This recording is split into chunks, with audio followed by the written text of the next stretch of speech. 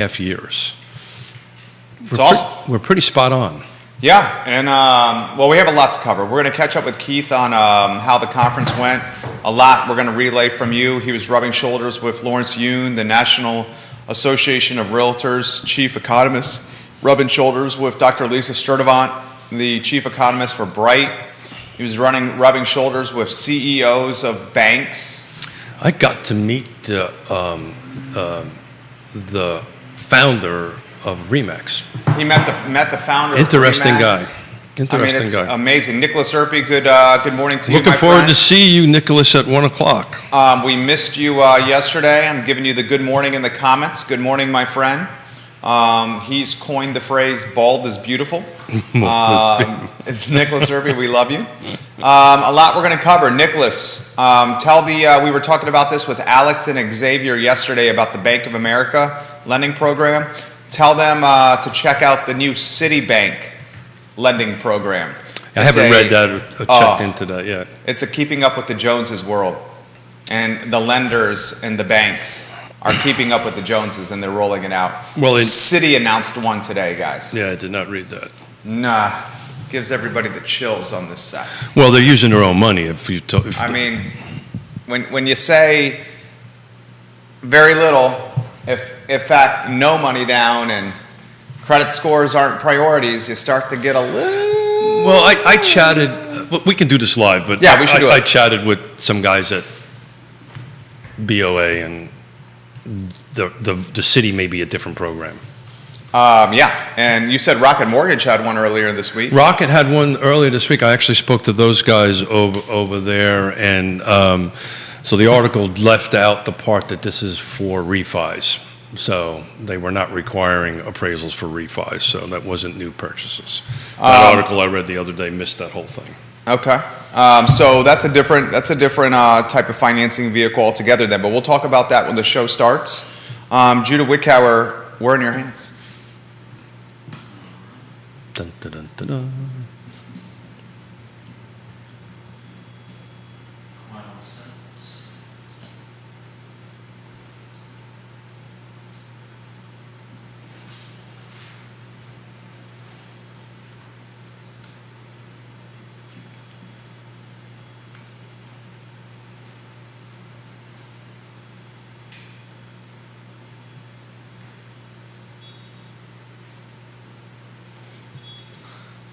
Good Friday morning, guys. I'm Jerry Miller, and welcome to Real Talk with Keith Smith. It's great to be with you on a glorious day in downtown Charlottesville. Our audience, guys, is Charlottesville, Central Virginia, Commonwealth Country, and worldwide on the I Love CVille network. And of course, Real Talk with Keith Smith is presented by Yes Realty Partners. Check them out online, yesrealtypartners.com. Just a team you can trust, you can count on, you can rely upon, helping you navigate this buying and selling process. So much to cover on today's show. The distinguished gentleman, Keith Smith, the namesake of this program, spent a couple of days in D.C. literally shaking hands and rubbing shoulders and chatting and Kissing babies brainstorming too. I think there was a couple and planning with the biggest heavy hitters in financing and real estate in our country today. And he very much fits that moniker and criteria as well. Stop it. Judah Wickower, if we could go to the studio camera, and let's welcome the distinguished gentleman to the show, who I believe is wearing a new shirt. Ooh, you noticed. I did notice. I'm very observant. The only thing I haven't done correctly, and from an observant standpoint with you, is notice that you're a southpaw. It took me a few years to realize that you were a southpaw. That took almost over 3 years, I know. actually. I know. I was disappointed in myself, but So I want to give you props before we start. That shirt is nice. Thank you. It's got some YRP colors in it. I think that's probably why you purchased it. That's probably why I purchased it. And a shout out to you. I handed my business card to Dr. Lawrence Yun, and he looked at it and went, "Wow, that's a great business card. Who did the logo?" So I gave a shout out to Judah. Oh, fantastic! I gave a shout out to you guys. We love hearing that shout out. I'm glad we could help you with that design, and I like the inner cuff. You know, I came up with the design while sitting on the think tank in my house. Ooh. Let's make sure we're on a scrap sheet of paper and a magazine. And no, I'm not talking about the kitchen table, but we'll leave it at that. I don't think I ever told you that. You came up with the idea of The name, Real Talk. the design, The design. YRP. YRP. Yeah. You know what? I'm not so sure if I should be flattered. That's where I do a lot of my great thinking. You know, it's funny. Does your wife say, well, how come you're in there so long? Oh, all the time. That's because I'm thinking. Yeah, that's why I call it the think tank. I walk out, I call it the throne, but, you know, it's my little area that I get to rule. Are we going down potty? Nah, you know, we'll go to financing here. Folks are asking, what's the designer of the shirt? So it's a Paul Frederick. Oh. On It's not sale. Fredericks of Hollywood. It's a Paul Frederick. Looks good. Yeah. So they were on sale, $60. It's not too bad. I love it, and I love the cuffling inside. You want to show everybody the, can you put it on camera? Look at that. So if he wants to raise the cuffs up like I do here, he can do it. In fact, you could unbutton them and roll them above. If you really want to get hipster, you could uncuff them and roll them outside the jacket. Yeah. No, you know. Trendsetter, maybe. Hipster, I'm not so That's very sure. Seattle. It's very Seattle. No, well, I'm going to keep my mouth shut. I know, because your daughter's watching. Yeah, my daughter's watching and she's out there, but I've learned in Seattle this type of dress would not be appreciated. In Seattle, you have to dress a little bit more grungy on that end of it. I got such a funny story about that. My brother I got one too. works for Snapchat. He's got it, Upper yeah. executive, lives in Los Angeles. There you go, yeah. The, You did a great, you presented to them once before, didn't you? no, it was a different organization, got and that was in San Diego. Got it. But the attire is so different Oh, yeah. than on the East Coast. I mean, you're talking guys that are, 6-7 figures plus that are wearing Jeans with holes in them. Yeah, jeans with holes in them, t-shirts. Yeah. Yeah. So when we were out west. Good morning, Kevin Yancey. Hey, Kevin Yancey. Thank you for your heads up, Kevin Yancey. Oh, the traffic. Yeah, it paid off. Thank you. We were in San Diego for a week. Love San Diego. Love San Diego. So San Diego is flip-flop shorts, linen shirt, and which is kind of my speed anyway when I'm not in a suit or dressed for a presentation or something. So I followed that attire up to Seattle. That was a mistake. I did not fit in. What, did your daughter say something? Oh yeah, I was told to change. Joe, really? Oh yeah, sure. Okay. I was embarrassing her, but I'm not so sure if I was embarrassing her because of the Was it the attire or? I think it was the dad jokes. I think she had enough of them. Jamie Turner's giving you props. Hey, He thank says you. he calls it the throne as well. Yeah. The mayor of Gordonsville, Yeah. repping the pep and Culpeper. It's the throne. It's the space that I get to rule. And it's a half bath, right? It's not a full bath, right? Yours is like a half bath. Mine's a half bath. This is my space. And but I do get comments about from my wife. Does it really take you that long? Your wife is watching right now. Yeah, Just a yeah, heads yeah, up. yeah. She may be cringing as we speak. Yeah, Yona, yeah. if I know you well, I know you fairly well. I think you're cringing right now. Yeah. Potty comments are not. So I wanted to start something off today. A little bit on the show. We're coming up on our 21st anniversary of 9/11. As you know, this is a big thing to my family. It's a big thing for the country, particularly my family. As my father was a retired New York City fireman, my grandfather, my great-grandfather, my whole family was New York City firemen. And I've asked Judah to drop in the link from our 2019 show, and we brought in Vinny Kamaj in that talked about his dad, Rocco, who he's a dear friend of the family. His dad was a window washer on one of the towers, and every year he goes down to 9/11. They've never found his father. He's passed on, and I just to me, it's important to my family. It's important to us. I think it's just time to not forget. We will have at Lake Monticello Fire Department, if anybody's out that way, on 3:00 on Sunday, a little memorial that they do every year for that. But do yourself a favor if you have the time. I consider that of our over 3.5 years of shows, probably the best show we ever did. That was a great show. Particularly the last 10 minutes. Oh, yeah. So if you ever really want to wonder who Jerry and I are as humans, watch the last 10 minutes. Oh, Oh, it was great. It was raw, it was real, it was vulnerable, it was emotional. Stephanie Rhodes, good morning. She says, I cannot believe it's 21 years since 9/11. I responded, it feels like yesterday. I was a second year at the University of Virginia during 9/11, watching in Lambeth Commons in just horror, fear, uncertainty, vulnerability. One of the guys in our fraternity, Phi Kappa Psi, his father was in the building. Fortunately, he got out. I know so many did not. Yeah. 21 years later, Keith Smith. Yeah, 343 New York City firemen passed away that day, or were killed that day. And I knew many of them. I knew many of the kids that I grew up with, went into the fire service. I knew their fathers. I knew their grandfathers. We're just a tight community. We always were together. So, it's just... my father actually asked me to say a little bit today, and out of respect and love for him, I will do this.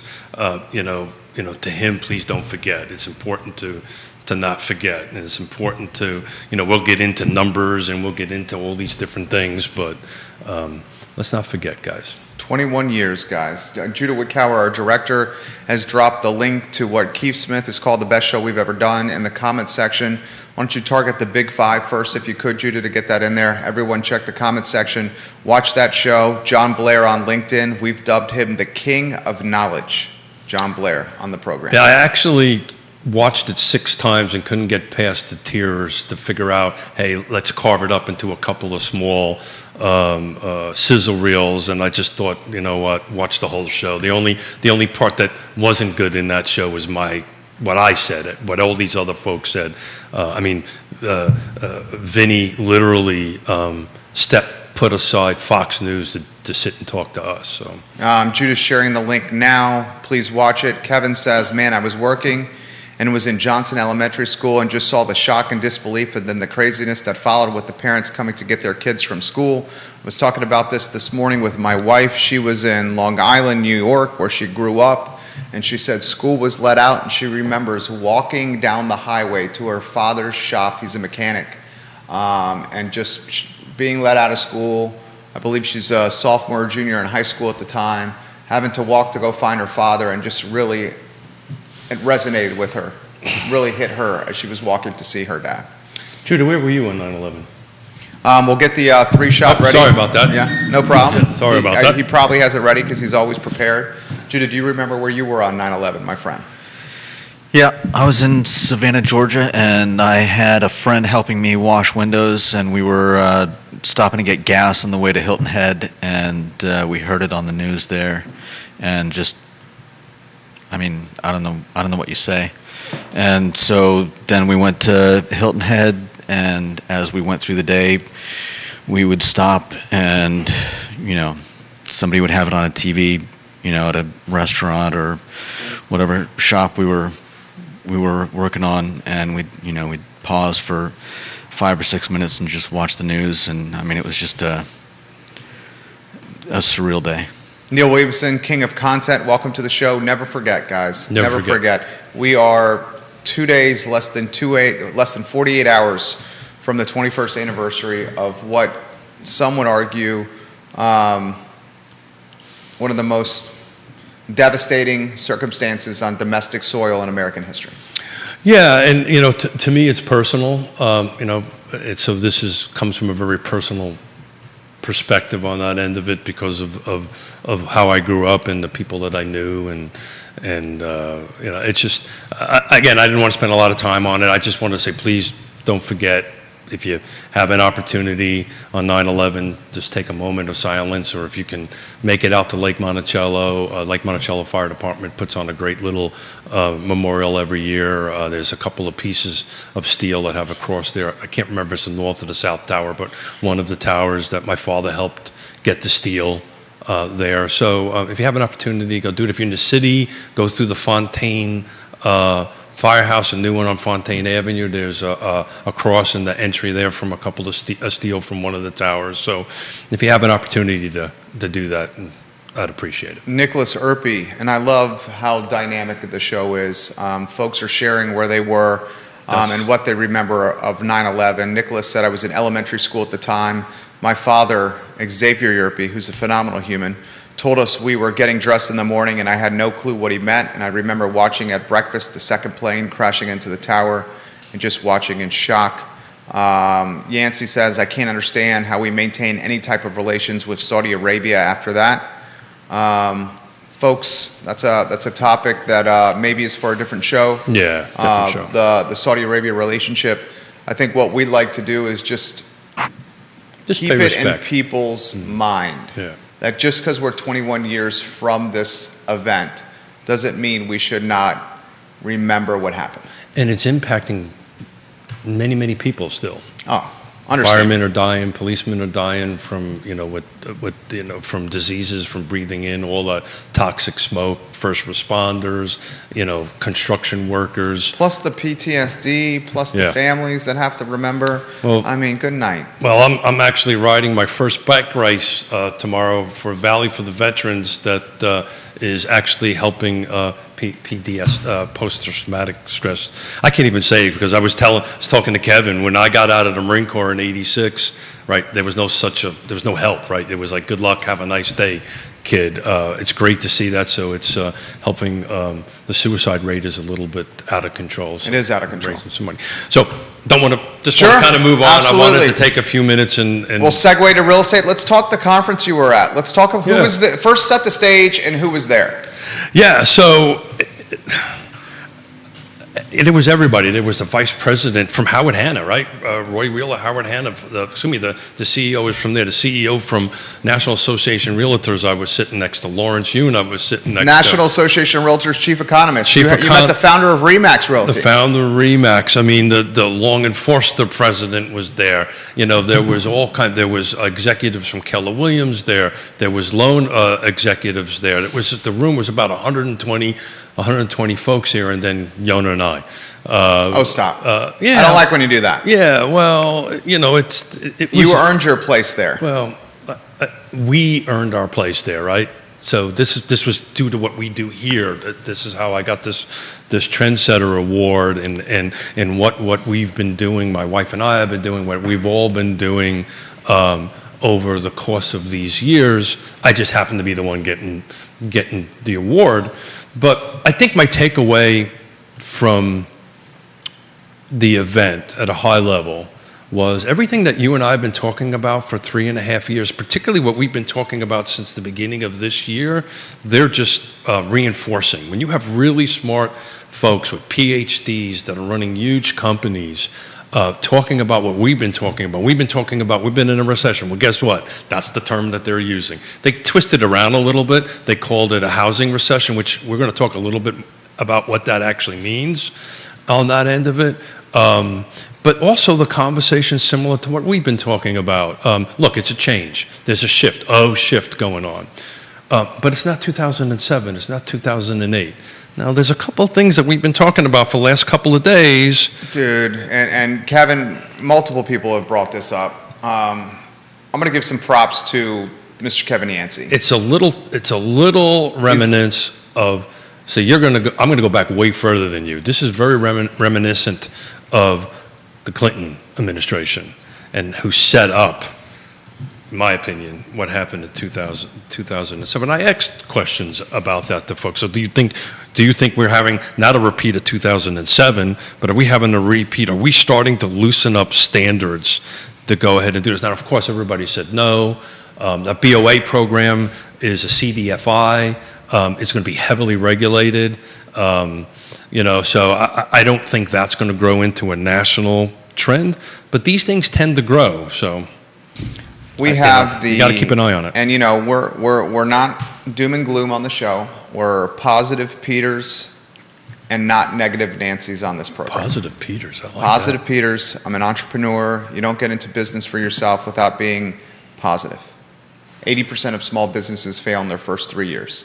So if you don't come into business launching a company with a positive mindset, you're in trouble. that. Oh, without doubt. And the concerning elements that I have, and props to Kevin Yancey, he's been all over this, is the auto repossessions are happening. Yes.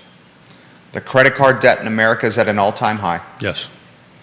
The mortgage applications are down, Yes. and now the financing companies are looking for new customers to drive shareholder value. Bank of America and Citigroup are offering financing to applicants that are not putting any money down, have no credit or bad credit. They're utilizing electric bills and cell phones and rental history as opposed to credit scores to justify financing of houses. So the Scares the hell out of me. Yeah, dude. without a doubt. So the BOA side of the house, I can speak to. The Citibank, was it Chase or Citi? It was Citi. It was yeah. Citibank. I haven't had a chance to And read up on that. Citi's rolling it out in a lot more than 5 test markets. Yeah, and they're using their own cash, right? So let's talk about the difference between the two real quick. So the BOA is a federally funded program. So there's a pot of money that the federal money is going to give to a CDFI. So Piedmont Housing Alliance is a CDFI, right? And they're going to regulate and manage it along with the federal regulators on how that money is going to get dispersed. It's particularly going to neighborhoods in need. Like you mentioned, Detroit, right? Neighborhoods that have not really recovered on the end of it. So they're very laser focused to that. They don't see this growing to be something bigger than that. The city, on the other hand, if they're using their own money, that could be a different thing. And then, our dear friend Ray Cadell mentioned back in the 90s, because I remember this, there were banks giving out credit cards, and you can use the credit card as a down payment. Look, I can tell you the tone and the tenor of all the conversation was over there, just like we have. Everybody remembers 2007 very well. Yeah. Right?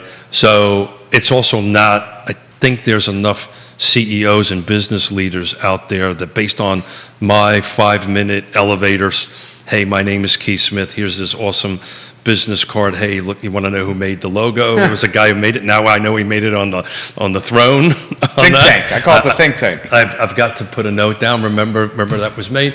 I think they're honestly trying to figure out a way to do an avenue to folks that are not into housing, home ownership to get into. We hope, and Judah and I were having this conversation, right?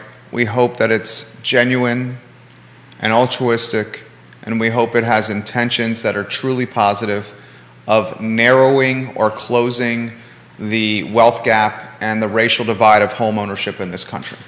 Judah and I don't want to speak for you, J-Dub, so if I'm speaking out of turn, jump in anytime you want, sir. If there's smoke, there's fire.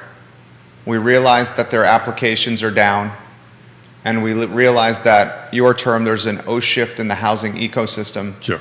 Price reductions are prevalent, interest rates are rising, and Bank of America, Citi, they're publicly traded companies, and they need to create value for shareholders.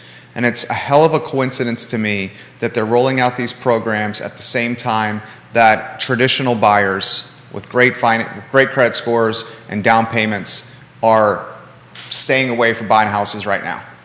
Okay? City of Charlottesville and Albemarle County, year over year, we're looking at 20% down in inventory when it's all said and done. Inventory sold.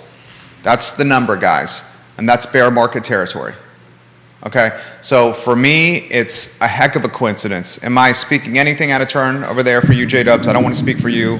Try not to do that for anyone. I feel like that's what you feel, though. Yeah, I mean, the timing is definitely suspect. Timing is, you said it better than I could. Thank you, sir. Yeah, so, well, look, the reality of it is the proof is going to be in the pudding. We're going to have to keep an eye on that and see how that's going to move. We had the same conversation on Wednesday, and I truly believe this, and we added a 6th item to it, right? We always talk about location, price, features, conditions, and timing, and who's kind of on the other side, right? And so after the Wednesday call, I've received a bunch of phone calls on the way up to from real estate agents and folks in mortgage brokers in that and end of it, and they echoed what we talked about. We have ethics. If I'm having a conversation with Jerry Miller to buy a house, and I damn well know that he can't afford this, we're going to say, hey, look, why don't we work on credit repair? Let's get in front of Piedmont Housing Alliance, or let's get in front of somebody to help, get your credit score up and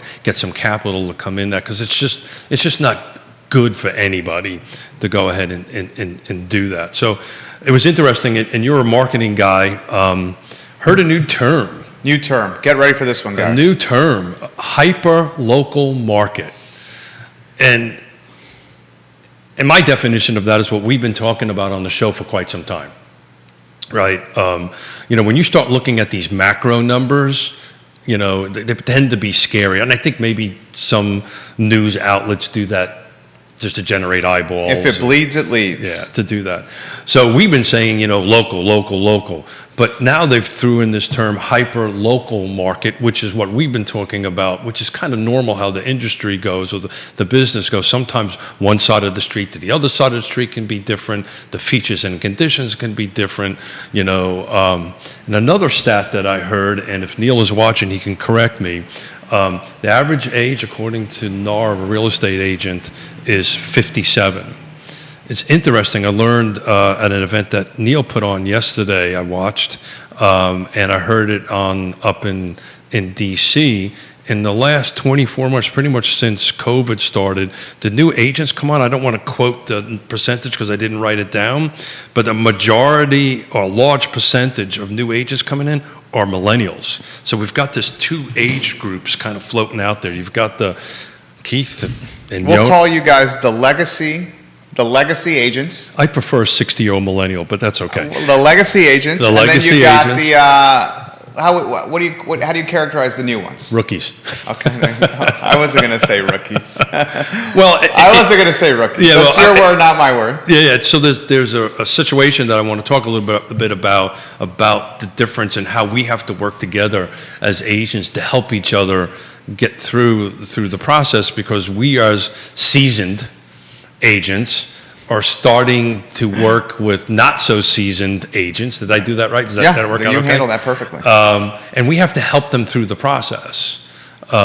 Which is, how do you feel about that? We do that. That's what we're supposed to do, right? Okay. Right? We don't say or do anything to the detriment of our client, but at the end of the day, we try to get a transaction done. We're trying to take care of our client and move in there, and particularly this particular case, we're representing the buyer.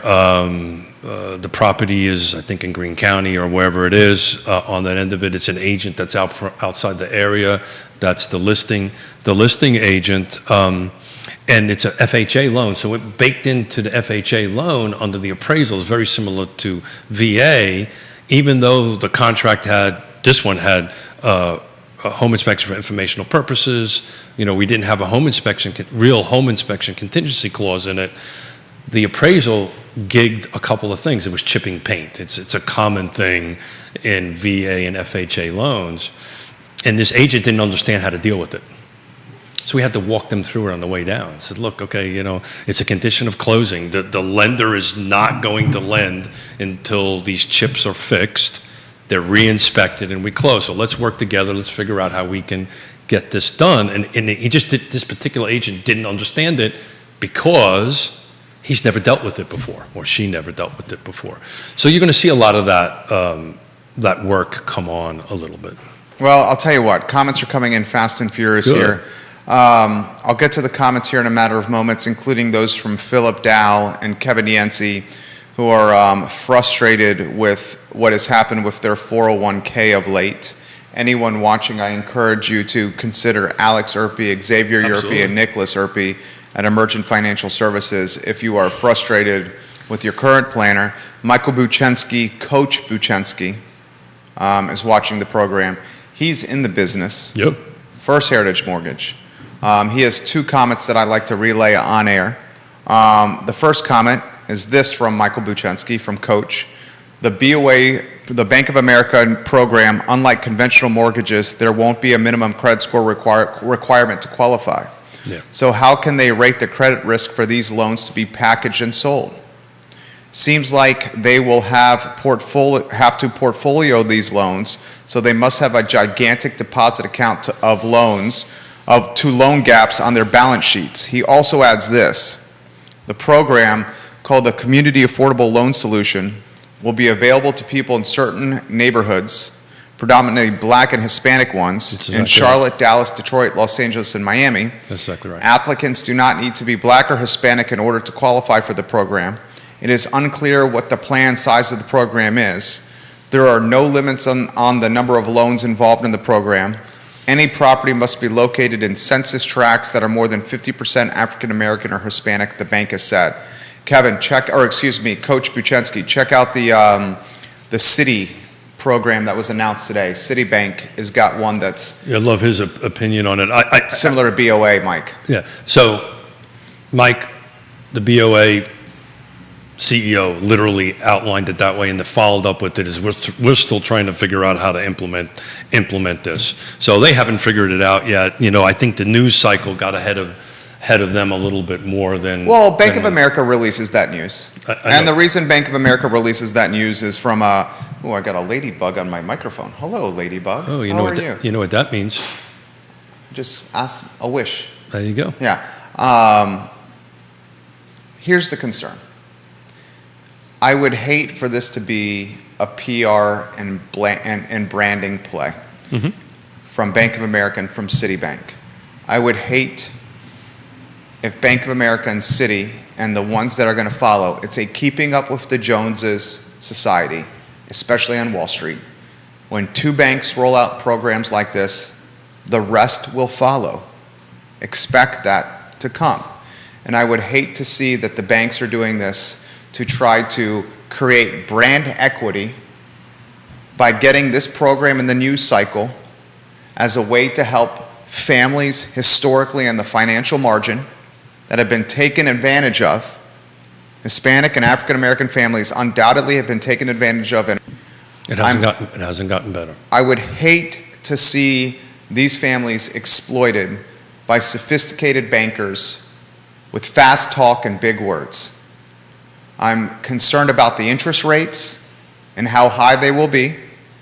I'm concerned about any adjustable nature of those interest rates. And I'm particularly concerned about how these homeowners, with an inability to put a down payment down, how they're going to maintain their house if the roof leaks, if they need a new roof, new HVAC, new appliances, because that's going to happen. That's going to happen. Yeah, so the other issue that you have with that too, they're going to have to be in the home so long, because depending on the neighborhood and where the appreciation is going to be, go back to this hyper-local market, right? And as you were talking, I'm trying to do some quick digging into Charlottesville and Albemarle on that end of it. But this hyper-local market, so if they are not getting, let's paint a scenario where they're not getting their appreciation the way it should be, right? They have no money down. They're not able to make extra payments into it on that end of it, and they have to sell the home in 2 years. They may be upside down. They may be in a situation where they have to, sell their home, and they actually have to bring cash to the table, right? Because it's going to cost you about 10% to close the house. There you go. 7%, 8%, depending on how it goes. But what happens? Here's a realistic scenario. What happens if the market turns? Well, where it's going to turn and values drop, and there's no equity there.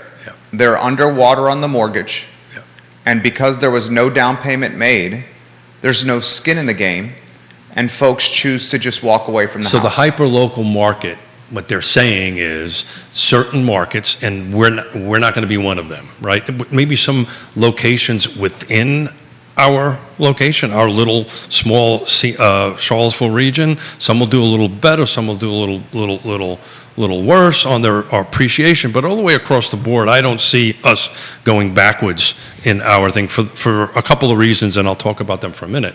But again, based on what Michael has said, and based on where these neighborhoods that are struggling right now, and if the market takes a shift backwards, that's the one that's going to get affected first. Exactly. We talked about this rubber band, right? So 6 months ago, the rubber band was stretched out this way, right? It's a balloon. I look at our market more as a rubber band, not a balloon, right?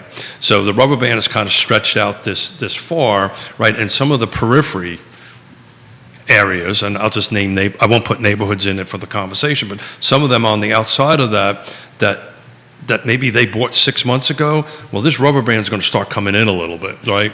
So the center where we're sitting, and the 5% around us, which is the urban ring, and Fulvana County, Greene, the other side of the mountain, where Kevin's from, I think is going to maintain a reasonable percentage year-over-year gain. But some of these other areas that are way out there in the periphery that people were just buying to buy, they may be hurt. And that's where I think this BOA thing is going to be a little problematic down the road. This is Michael Buchensky. Michael, Buchensky's a man of common sense.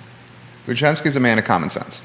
It seems like woke finance, and he put woke in air quotes. This is exactly what this is, Judah. Woke finance.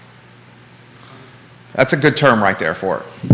He says it seems like woke finance could be set up to really hurt these underserved communities with higher rates and more fees to offset the risk of BOA in city. It seems like a fancy name for a new subprime market, which is predatory, in my opinion, to these clients that need solid financial advice, not gimmick products.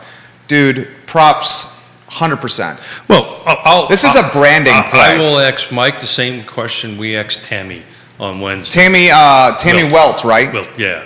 I'm going to tag her to get her in the mix. Is she Atlantic? Atlantic, yeah, Okay. yeah. By the way, she said to say thank you for doing that on Wednesday. It actually helped her business a little bit.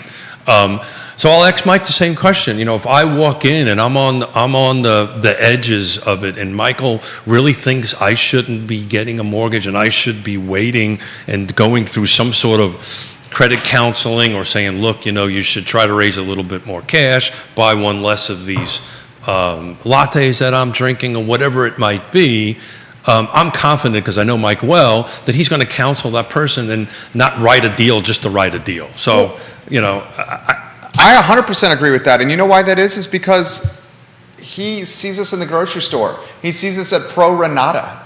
He's coaching our kids on the basketball court. And it's incredibly difficult to do something like this and it backfires on someone, and then you see someone at the grocery store or on the basketball court. sure. Because that is an awkward and sticky situation. And that's a perfect example of why you want to do business with somebody local, where their reputation matters, as opposed to someone like a Rocket, where they won't be walking in town and they don't give a you-know-what about their rep. Well, you know, You agree with that? try building 600 homes and You know firsthand. developments in a small community like this and lose $17 million, right? And people that you worked with and all this stuff. And what, you know, we were fortunate. We took care of all our subcontractors and contractors, and, you know, the banks were the ones that, you know, frankly put us in this mess. I didn't really care too much about them. But the regular guy hanging up drywall, I made sure that I took whatever cash I had left and they got taken care of. But that's what happens. And then that's why you rebuild your business, and that's why we are where we are right now. And so, you know, I am confident, you know, to say I'm not a Pollyannic about it. There are people in our industry that would write that deal, right? So, Dude, we undoubtedly. Hunter Wyatt, welcome to the program. hey, Hunter. One of State Farm's finest watching the program. Hunter Wyatt, a hell of a tennis player. Yeah, I'm Can't trying wait to get you on the squash courts there, Hunter. and get you on the show, Hunter. I owe you a phone call. It's my apologies. Kevin has this statement. Michael, this could be best for you to answer, or Tammy or Scott. In Waynesboro, he says, I would bet 90% of the mortgage companies that were doing business in 2006, 2007, 2008, 2009, and 2010 are no longer in business. Well, that's the other thing that was a big chat about this I got thing. a story about that. Okay. There's a lot. It was what we've been talking about, what you just said about relationships matter, right? Trusted advisors matter.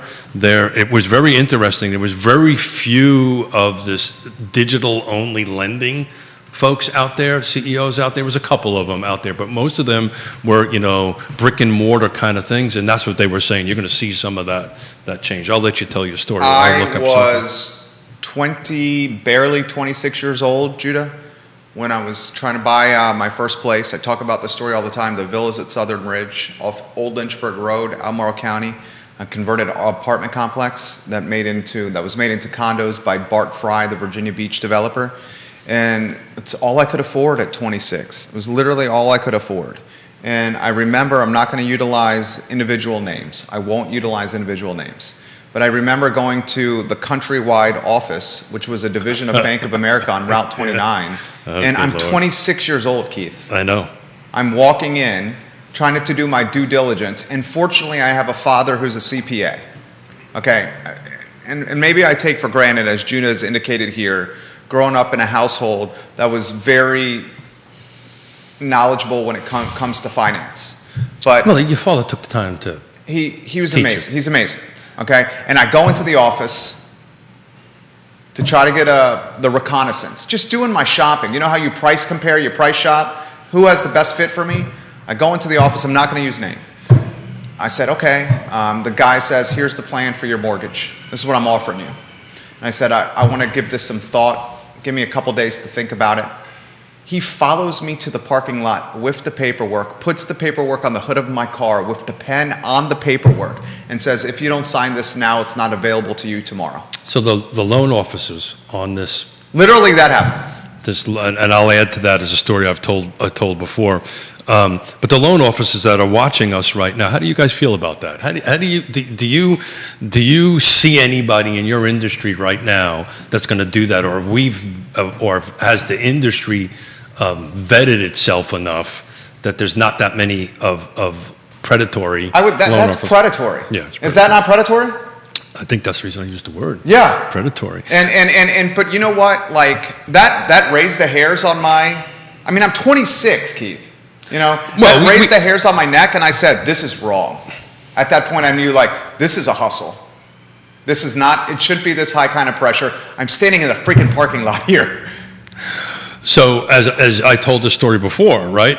I knew I was in trouble about 12 to 24 months before the time of great unpleasantness, when I would have commercial lenders come in my office and go, hey, I hear that you're doing a new development. I will lend you money and pay you to borrow the money. And I was like, well, you know, I got a high school degree. Okay, I don't have an MBA or anything, but I'm smart enough to know that if you are giving me $10 million and you're going to pay me 1 point over prime to go ahead and borrow it, how does that work, coach? Oh, don't worry about it. It's a great program. You can go ahead and do it and use it. And I go, get the F out of my office. Yeah. I knew. I went to Yona, that thing. I said, honey, if this keeps up, much like the conversation we're having right now about these creative financing mechanisms that are coming out there right now, that hopefully they're in trial only, heavily regulated, and they'll kind of tweak them a little bit, but it feels a lot like that. It feels Michael says this: clients in these communities need solid financial planning, advice, and homeownership counseling. I was on the board for Big Brothers Big Sisters, and one of the main challenges is financial literacy for these communities. Let's see if Bank of America and Citi offer financial education for underserved and marginalized markets to teach them the ways towards financial freedom versus setting them up to fail with subprime type financing. So subprime is a term utilized on customers that have subprime credit scores. Yeah. That's the term. Anyone that... But that's kind of, is the market, or is, other than this conversation we're having, is that being risen again in the regular media? I haven't heard any of the that. subprime? Yeah. No, they've rebranded They it. rebranded it, and they called it something else. Somebody talked about it on Wednesday. What was it was the Woody. It was Woody Fincham. Yeah. He called something subprime. I can't remember what it is. Woody Fincham, are you watching? Woody, what's the new term now for the subprime? In fact, I think he sent me a DM on this. Let me see if I can find it. I think it's called crap loans, but that's okay. I believe that's what it's called. Hey, so thank you for covering for me. I just wanted to take a quick look at Albemarle County, right? So back to this hyper-local market, And this other terminology that's getting thrown around that I witnessed over there, housing recession, right? So they're talking about a housing recession, and the way they defined the housing recession, and Dr. Yunus defined it this way, was that, you know, the volume of sales is receding, right? So that is where the recession portion of it is. But again, back to the hyper, so now we got new terms here. We got housing recession and we got hyper local market. So and I just took a look at Albemarle County single family detached, no new construction, because that's kind of skews things a little bit, just to see what is sold, because Albemarle County is the largest volume of units, right? So I did year to date. It's from January 1 to today. So 2022, there were 720 units sold, 5 days on market, 575 was the median sales price. Last year, this is back to the recessionary comment, last year 894 was sold.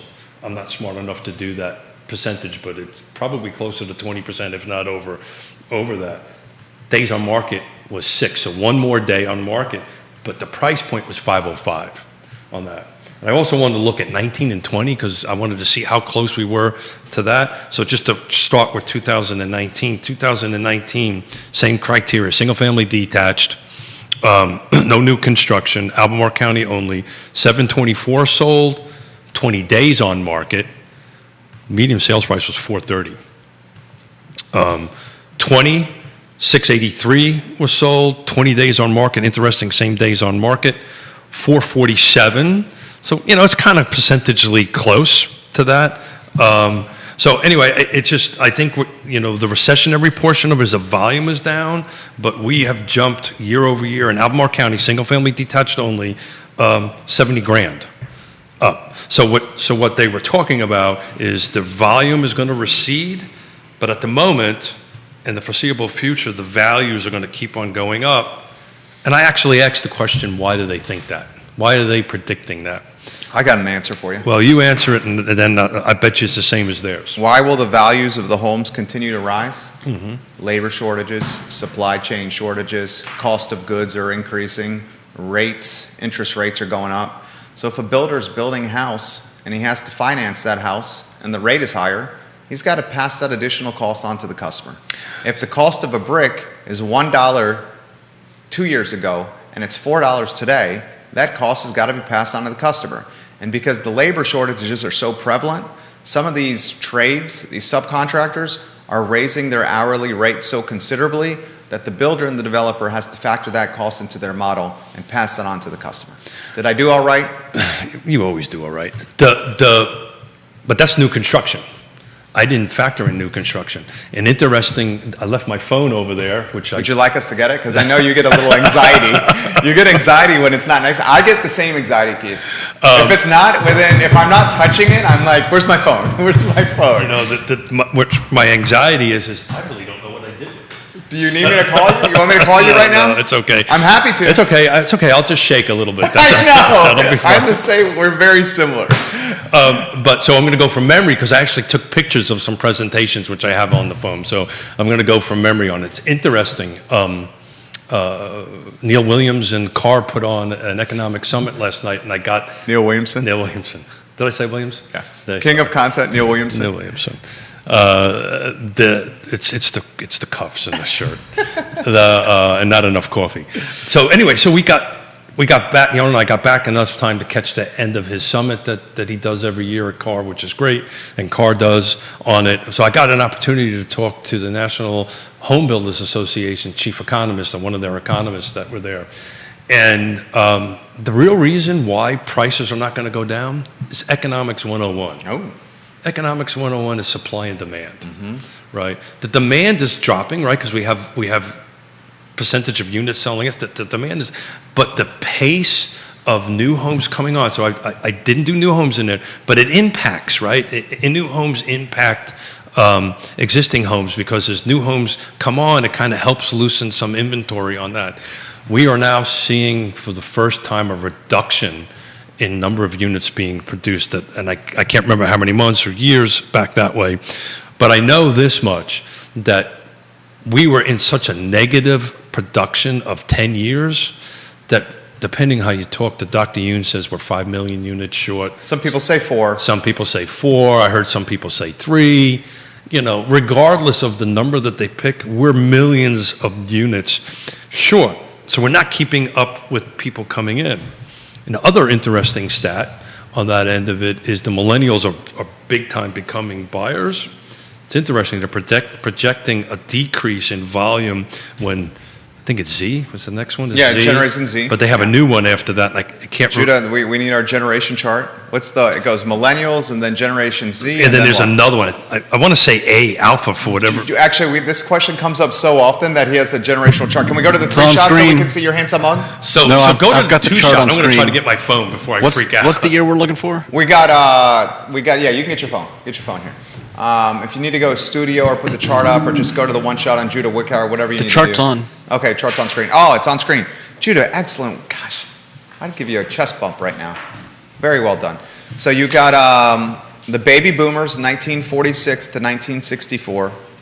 You got Generation X, 1965 to 1980.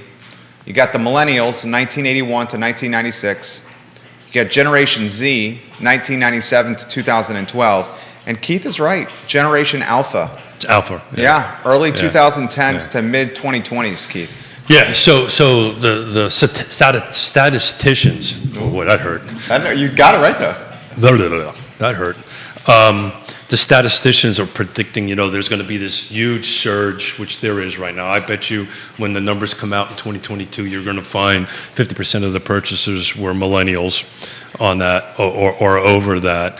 But there's going to be a bit of a dip, right? Because the Z and alpha the volume of people are not as much. Does that make sense? It makes perfect sense. Michael Buchensky We're having is fun? making me laugh over here. Oh, God, he cracks me up. He goes, thank God I'm Generation X, Wu-Tang for life. A Wu-Tang Clan reference on Real Talk. I think that's a first time, Michael Buchensky. Oh, that makes me... do you know who Wu-Tang Clan is? I'm going to say no because I didn't laugh. Okay. It was a great reference. You want to people are asking you to put the chart back up, if you could, Judah Wickower. He's going to put the chart back on screen. It's on screen now. Keith Smith, the show is yours, my friend. Yeah, so, I think what's going to happen here, it's just what I heard on that end of it, is we're going to be in this hyper-local market. The need to have a trusted advisor and a professional that is professional, caring, and trustworthy on that end of it, all the folks that are on that feed right now, it's going to be more important than ever to go ahead and do this. And then us as professionals, we have to help the young folks or the rookies or the newbies or whatever terminology you want to use, that they've never went through this before, right? I mean, we have to help each other through this. We're in it. There's going to be a percentage of let's be realist about it. There's going to be a little bit of an adjustment of volume of agents. What does that mean? Yeah. Speaking directly. Yeah, speaking directly, as the market becomes more challenged to go ahead and actually make a living at it, and you need to have certain skills that you may not have or have not been taught. You're just going to get marginalized and moved out of the market. I see that happening too. We're seeing that with the restaurants right now. Yeah, look, according to NAR, and depends if you believe the stat or not, the average real estate agent makes around 40 grand plus or minus on that end of it, and I think it's less. Well, I think it's 34, but yeah, it's the average real estate, according to NAR, is at 34K. Yeah. I struggle with that number. Well, it makes sense if you consider the hobbyist agents. No, but if you look at another stat on that, almost. Oh, you think it's less? No, I think the number's higher. I think what they make is actually higher. So if it's an average and we have 100 people doing something and 50% of them haven't done a deal, the 100, in other words, you have to really factor out who's not actually. There's a lot of folks that have licenses that don't do transactions, that don't do the business, right? They just hold their license. Are they part of it? Are they not part of it? I haven't had an opportunity to dig into those numbers. So I think it's a little higher than that. But let's use the NAR number of 34, right? That's not a lot of money, folks, right? And all the work that you have to do into it, you have to pay for your own phone, your car, right? Oh, by the way, $34,000 is a 1099. You've got to pay taxes on that. on it, so you got a question. I got a text message here, and the gentleman has asked that I not use his name, and I want to caveat by saying this is not the CEO of Emergent Financial Services, our friend Alex Zerkby. It is not him. It is, however, the CEO of, I characterize this carefully so I don't blow up his spot, of a Why don't you just, of a bank locally, got it. okay, watching our program. And he said this: the Bank of America and Citi programs that you guys are discussing was the topic of this week's of today's weekly meeting. This program terrifies all of us in our boardroom. It is the beginning of what we think could be 2008, 2009 again. We talked about that on Wednesday. That's what we talked about. We talked about, you ask me all the time, you know, what's going to make 2006, 7, 8 happen again? And what made 2006 and 7 happen again is what happened under the Clinton administration. This feels a lot like it. Like we talked earlier, if it walks like a duck, quacks like a duck, I think it's a duck, right? You can call it whatever you want, but it's still a duck on that end of it. So my hope is, based on the conversations that I had with these CEOs, is that won't expand into that. But everybody in that boardroom, for this lender, everybody who's listening to this show, everybody in my industry, everybody in the loan industry on this end of it, you know, we need to call this stuff out. When we see this happening, we have to advise our clients. That's what we try to do here. Yeah, that's like, you know, I caught some flack from, and I'm not going to utilize her name, a realtor locally over the weekend about this program, and she Real Talk or your on my Facebook page. Got it. And she was just constantly on Labor Day all over my Facebook page. Okay. And first, Judah said it best. We encourage various perspectives that we don't mind if folks disagree with us at all. I don't. Off air, we'll talk about who that is. We'll invite that person on and see if she wants to talk. I to mean, us all live. anyone would have to do is go to one of the top posts on my Facebook Got it. page where I did the screenshot on the Bank of America lending program, and just go into the comments. So section. what is this agent's concerned about our I conversation? mean, the concern was that if we don't offer, you know, backing and support of this Bank of America program, then we're not helping marginalized families get houses and are racist. So it's interesting. This morning, part of the reason I showed up right on the late was, and I hope this particular agent was able to attend it. We did what they call a latte and learn for the Piedmont Community Land Trust. I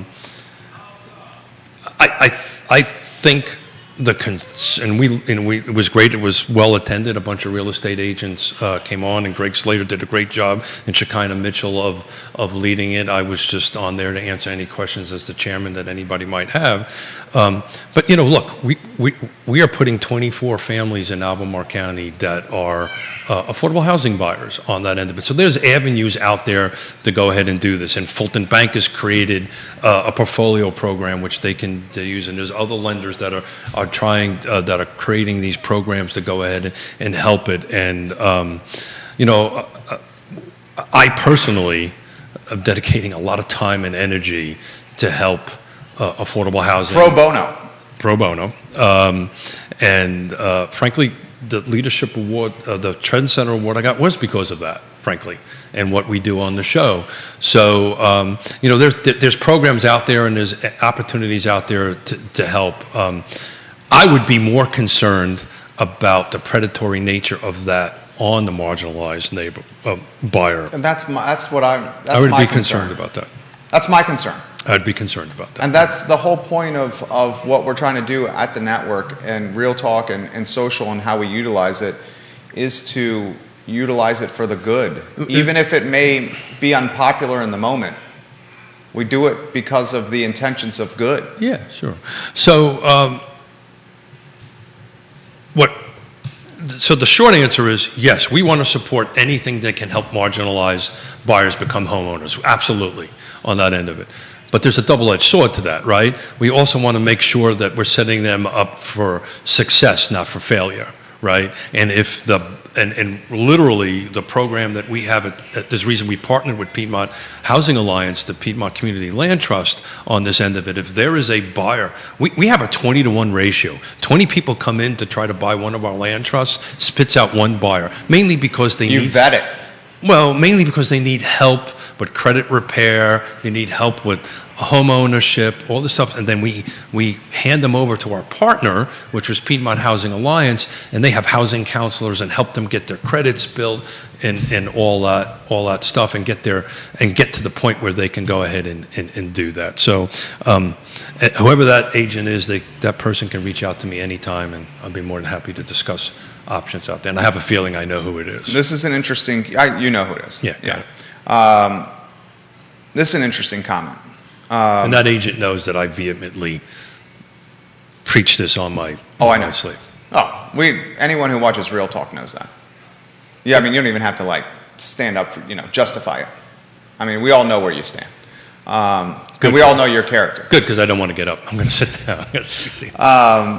I don't know where my phone is, so I'm really freaking out about it. It's probably in the car, in the truck, right? It's probably in my truck. Yeah. You got you can use the iWatch to find it if you want to buzz it. The swipe up and then find the phone. Yeah, except I'm cheap, and I don't have the cellular version. It doesn't need the cellular for that. Because look, you can just go like this, you swipe up and you hit that function, and then it buzzes where your phone is. Swipe up, and then, it's in the truck. If it's not buzzing, it's in the truck. All right, the phone's in the truck. Let's do this. Keith kind of... MJ Arquette's watching. Queen of Marketing, MJ Arquette, we love her. She says, wow, there are so many comments on your BOA posts. I had to scroll way down to see it. Yikes. Thanks for keeping the conversation going, gentlemen. That's MJ Arquette, who is just class all the way. Absolutely, yeah. So I believe, based on my conversations with the BOA folks, to put a fine point on this, the intent is to help those who are marginalized and marginalized neighborhoods. That's the intent, to go ahead and do that. I've just been at this very long enough to know for 3.5 decades. Sometimes these great intents backfire on it if they're not heavily regulated, heavily looked at, and heavily watched. It is how it happened the last time. So if it truly stays within these four corners of helping marginalized buyers and marginalized neighborhoods, and they do it right, I'm all for it, 110%. I'll go on the record, I'm all for it. But history shows otherwise. But if they don't, then we run into trouble. We get back to the point in the 90s, which is back to my cookie jar analogy, that I thought was awesome, but nobody seems to think is awesome. That cookie jar scenario is awesome, where all of a sudden bankers are giving these marginalized buyers and these marginalized credit cards with these huge spending limits on them and using them to go ahead at 30-40% to put as a down payment or to do something on their home. That's predatory, that's a problem, and that should not be allowed. Kevin Yancey, king of Waynesboro. The road to hell is paved with good intentions. The road to hell is paved with good intentions, J-Dubs. I can't remember how many times I've actually been told that. That's something to remember right there. That is something to remember right there. Here's a good question for you from Grayson. Hey, Grayson. He's watching in Belmont. Mr. Smith. Oh, I'm in trouble now. No, this is a good question. Mr. Smith, are you concerned that the price reductions for the listings we're seeing on the MLS will start impacting values of our homes, especially those of ours that purchased within the last 12 to 18 months? Short answer, no. Okay. That's a good question. It's a great question. Short answer is no. And this is really a Woody Fincham question.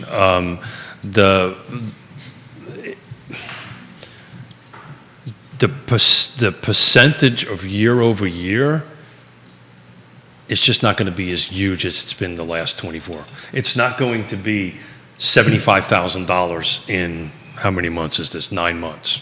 It's not going to be that, right? Right? but it's going to be 3%, 4%, 5%. I talk about this on the show all the time. I have these 21-year running spreadsheets of all the jurisdictions, which include the time of great unpleasantness, as Mr. Williamson has coined it.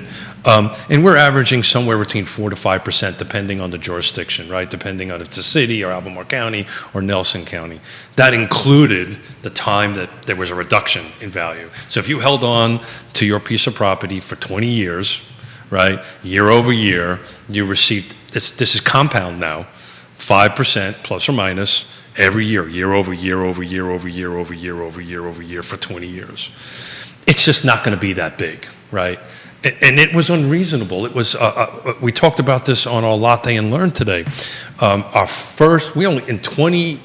10 years, we only had 2 resales. We just recently had them on Nassau Street. In 2 years, those particular properties increased over $100,000 in market value on the end of it. That's great for that particular seller who's going to be using that money to go buy a market rate, which is great for them. We're excited for them, but that's not sustainable. It's not healthy. And we've been talking about this forever. This market of the last 24 months is not healthy, not sustainable. And what's happening is we're back in this balancing market of it. Look. Okay, his follow-up question is, what does concern you about the price reductions? The price reductions are, would you say they're prevalent? Yes. So what's happening now is sellers are finally catching up to the reality of where the market is, right? That's all that's happening here. You know, if you went out there and you put something on the market and you maybe do not listen to Real Talk or do not listen to Jerry Miller and I Love Charlottesville, you do not get into that and you listen to the macro thing, not the hyper-local market data, and do not trust your trusted advisor who's saying, look, this is where the market is, and you say, no, I want the house $50,000 or whatever the number is more because my next door neighbor 6 months ago sold our house for that. That is not today's market, right? But that doesn't mean that your house is going to sell $50,000 below or what the market was 6 months ago. Is that making sense? That makes perfect sense. So you just need to rely on your trusted advisor. There's people going in with, look, we've got 2 listings, in one at the Acres, one at Lake Monticello. They're incoming soon, so I won't really talk too much about them at the moment. But your managing broker is watching. I know that. That's his wife. Yeah, I know. She's my principal. No, she's my managing broker, right? Yeah, she's your managing broker. Quentin is my principal broker, right, so right. I'm in real trouble here. Careful. Thank you. Yeah, I'm trying. But look, they're going to be in the 4s, right? We've already got showings set up already because it's out in a realtor world, right? Because that's how Coming Soon works. On that end of it, we priced it right. That we had the pricing expectation conversation with the sellers. We went through the data. We said this is not 6 months ago. But we're here, and this is where the market is today. And it's interesting. I actually flagged something from actually a Keller Williams book, which I am going to go ahead and try. 18 homes currently on the market right now on Lake Monticello. Of those 18, 1 is new construction. It's proposed. So 17 existing homes. Of those 17 existing in Lake Monticello, 1 is attached. The remaining 16 are detached. The Lake Monticello price range goes from an entry point currently of $235,000, and that 235, distinguished gentleman, you're going to have to help me with this, is on Kiowa Lane. Is that the how do I say it? I don't want to offend any Native Americans by not saying it correctly, but I say Kiowa. It's at Kiowa Lane. But that may not be the proper pronunciation. Okay, you know that obviously that I know road. It's what they call the outside section, so it's outside of Lake Monticello. It's not within the gates. Okay. Has its benefits, right? People like that sometimes. You can get in and out a lot easier. Is there HOA with that? It's exactly the same thing. So there's a couple of sections within Lake Monticello that are not within the gates, the quote-unquote gated portion of Lake Monticello. I believe it's 3. And I think that's called Section 10, if I remember correctly, on that end of it. But in any event, it's on 618, over in that area. The high ask is 49.9, and that's on, is it Rowell Drive? Rowell Drive. Rowell Drive? Yeah. That's a tough one. Rowell? Yeah. Look who's listing that one. Yeah. Is that, oh, that's Yona. That's Yona. 49.9 on Rowell Drive. Rowell So Drive. the point of what I'm saying But that's is, interesting. That has 3-acre lot with it. oh, very nice. Wow, that's a hell of a deal. 3 acres And with it? I didn't realize it went active, so. That's active now. Yeah, so we're receiving, we got multiple showings on it already, receiving phone calls on it, you know, it's priced right? And Well, especially with the dirt that it- comes with it. Well, it's 2 lots together, just to be clear about that. There's the house and the lot, and the owner bought the lot next to it for a little bit of buffer. Privacy? Privacy, yeah. So I guess the point I'm making is still very under inventoried at the lake. There's 4,300 homes at the lake. Yeah, I mean, so hyper-local market, right? Different parts of Lake Monticello are performing differently than that. Look, I've been at Lake Monticello since 1987, right? To have under 20 is ridiculous. Uh-oh, I'm in trouble. No, keep going. Everything's going well. Yeah, so look, the volume is down, percentage, for those who are listening and not watching, I don't get to see what Jerry's doing over there on this.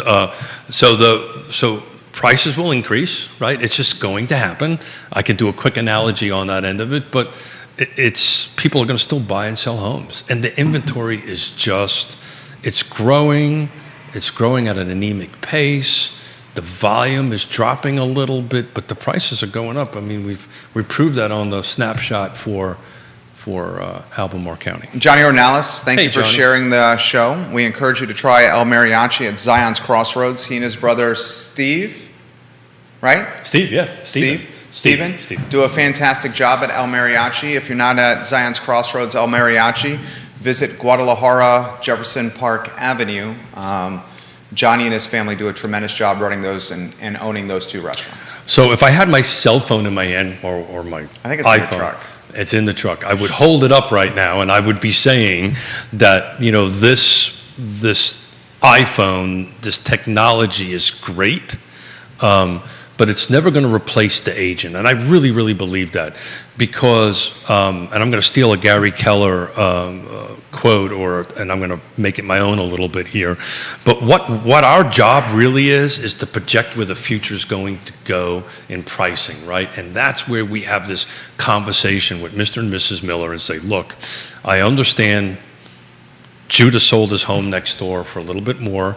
The market has not gone backwards, but we can't add $50,000 to what we think the market is just because 6 months ago. It is a very different market now, but you're not going backwards, right? We're not losing value. It's just going up on an incremental rate. Kevin says, I just put a contract on 4.8 acres south of the area, full price offer, $35,000 for 4.8 acres. Good job, Kevin. Hope Well you got a played. study period. Please tell me you got a study period. Do you want to tell it to him again? Please get a study period if you haven't gotten one. Explain the study period. Yeah, so land contracts are a little bit different than residential purchase. There's you can negotiate. It could be 0 if the seller and the buyer wish not to do it. But what it is typically you get 30, 60, 90 days. It's baked in to make sure the soil is good. Can I do what I want with it? It is at the sole discretion of the purchaser to go ahead and do that because, you know, you could potentially buy a piece of property and find it, depending what his intended use is, right? If it's to put a home on it and find out, oops, I can't put a septic field in here. Oops, I can't get a well. And now you have a certain amount of acres. So that's the intent. There's 2 study periods in it. One for, hey, what can I do with it? The other one is for soil and well. You've got to go through the process, right? You've got to actually bring somebody in to test and do all this kind of great stuff to determine where it works. But, you know, please never buy a piece of property without doing a study period. Good advice right there from Keith Smith. Pass that along. Time flies when you're having fun, Oh, my God. right? It's truly enjoyable sitting across from this man 3 days a week. My friend, how about some final closing thoughts and some perspective for the viewers and listeners? Please don't forget 9/11. If you have an opportunity to make it out to Lake Monticello Fire Department, please do that. You can Google it. It has the time. I think it's 3 o'clock, but I may be wrong. Just double check it on the Google. Flat out honored to get this award of Trendsetter. I can't even say it, Trendsetter. I'm not worthy of it, and I believe that. And I know you're going to disagree with me, but I'm not worthy of it. I'm just happen to be the recipient of it because there's so many people that are underneath me that make me do what I can, give me the ability to do what I'm doing, including everybody in this room, mostly Liza, but everybody Liza's the dog. in this room, my family, everybody that I've been involved with for decades and decades in this business to go ahead and do this. I'm flat honored. The reality of also is I've realized what you and I do 3 days a week impacts people. Pressure is a privilege. It impacts people. And sometimes we make mistakes. Sometimes I make mistakes. If I do, I apologize for them and move on. This is a live show on that end of it. But rubbing elbows with these CEOs, rubbing elbows with these folks that are, have these huge degrees and really are the smart people. What we talk about 3 days a week is in essence exactly what they're talking about. We just do it in a different format on that end of it. So we're on the right track. We're saying the right things. Trusted advisors, our partner tab, please pull it down on Real Talk with Keith Smith on it. These are trusted advisors. These are folks that will navigate you through this process. And I'm just flat out honored, man. I really feel like I don't deserve it, so I just wanted to say thank you to everybody. He very much deserves it, guys. You see the humility, the character, and what the man and his beautiful wife are all about. His name is Keith Smith. Their team is called Yes Realty Partners. Yes Realty Partners. This show and all of Keith's shows are archived online. The website is realtalkwithkeithsmith.com. realtalkwithkeithsmith.com. Judah Woodcower is the North Star of our infrastructure. My name is Jerry Miller, and this show has truly been a pleasure.